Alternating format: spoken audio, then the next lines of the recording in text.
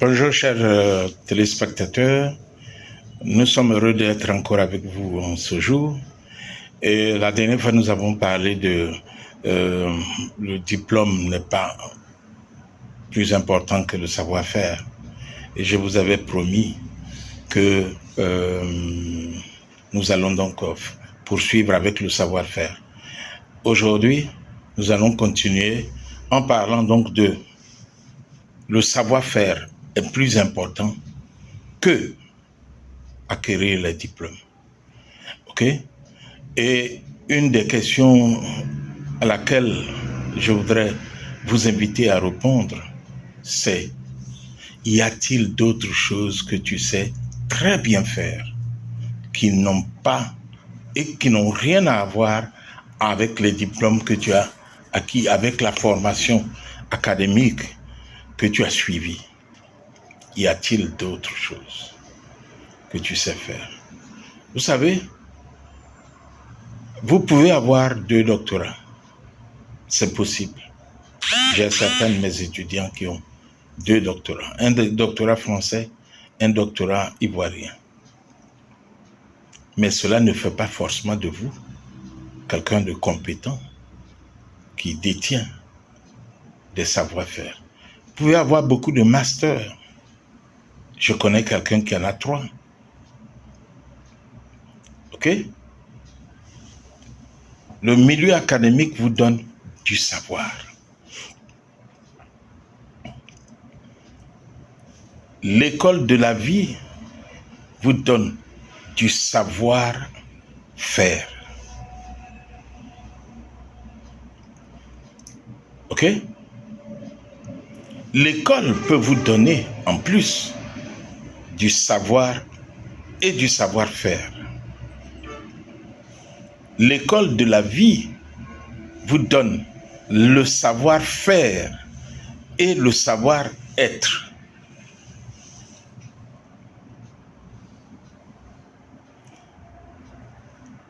Avoir le savoir est couronné par acquérir un diplôme. Mais l'école de la vie ne vous délivre pas de diplôme. Mais ce que vous apprenez à l'école de la vie, auprès de vos parents, à force de les côtoyer, vous devenez expert dans le domaine. Et vous pourrez aller vous instruire pour améliorer ce que vous avez acquis à l'école de la vie. C'est-à-dire donc le savoir-faire que vous avez acquis. Et je vais encourager tout le monde, tous les parents, à motiver leurs enfants à apprendre auprès d'eux pendant qu'ils sont encore tout petits. Et je veux donner quelques exemples. Regardez le petit Anago dans le quartier qui chaque jour est auprès de ses parents qui vendent la quincaillerie. Il peut être à l'école, CP1, CP2, CM1, CM2. Il peut être donc à l'école primaire, mais il sait déjà vendre. Et il sait, quand son père va faire des achats et qu'il revient, c'est devant lui que son père fait le point de ses achats. Et il calcule quel va être son bénéfice.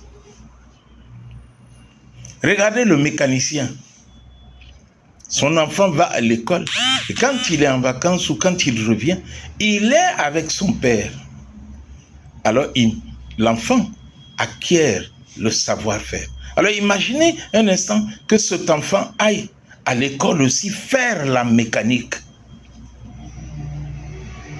Il aura le même diplôme que ses camarades, mais il sera meilleur au plan pratique que ses camarades.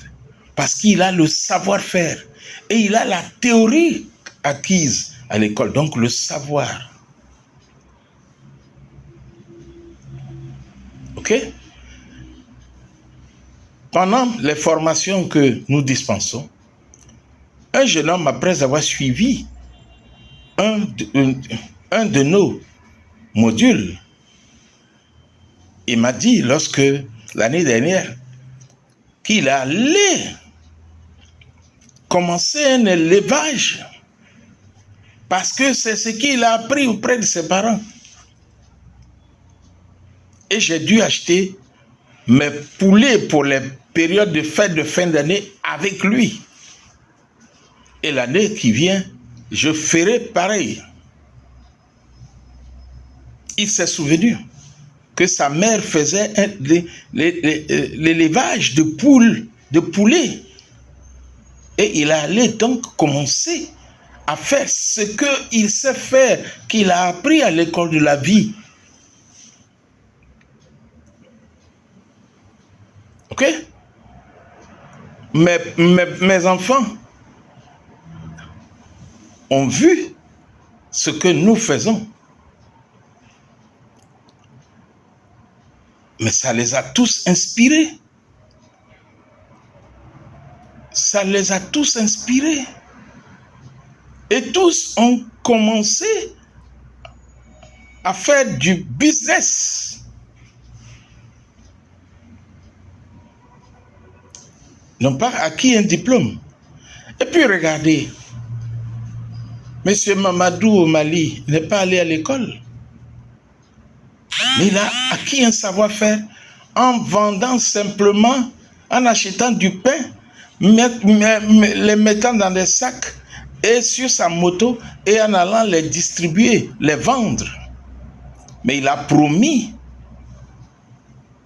aux boulangers, aux employés de la boulangerie, qu'un jour, c'est lui qui viendra leur fournir de la farine pour faire leur pain. Je suis sûr que les gens se sont moqués de lui. Comme à toi, simple revendeur de pain. Mais il a observé. Il a appris en les observant, en s'y intéressant, sans diplôme, et ne sachant même pas écrire son nom. Et il a acquis son moulin. Aujourd'hui, il fait partie des milliardaires de son pays, qui est un des pays voisins.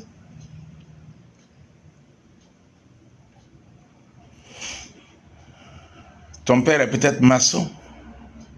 Pendant les vacances, côtoie ton père.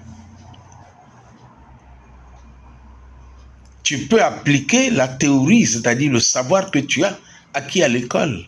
Tu peux l'appliquer au travail de maçon de ton père. Ton père est peut-être planteur et tu sais planter, tu sais faire des buts. Aujourd'hui, tu es un informaticien. Tu as ton diplôme. Personne ne t'emploie. Mais tu peux appliquer l'informatique à la plantation de ton père. Tu auras donc conjugué tes deux compétences, ton savoir et ton savoir-faire. Nous continuerons avec le thème de savoir pour ajouter à cela, dans la prochaine vidéo, le savoir-être, le savoir-faire et le savoir. Aujourd'hui, pour évoluer dans notre société, il faut combiner les trois. Si la vidéo vous a plu, je vous invite à vous abonner, à cliquer sur la cloche de notification pour ne pas rater les prochaines vidéos.